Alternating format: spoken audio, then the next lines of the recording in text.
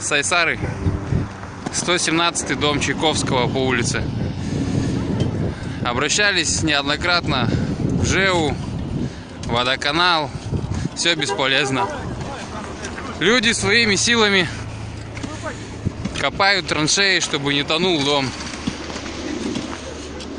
Вот, пожалуйста, все. Вся эта грязь, вся мусоль. Дом тонет. У людей на первом этаже полным-полно воды. Прямо в квартирах.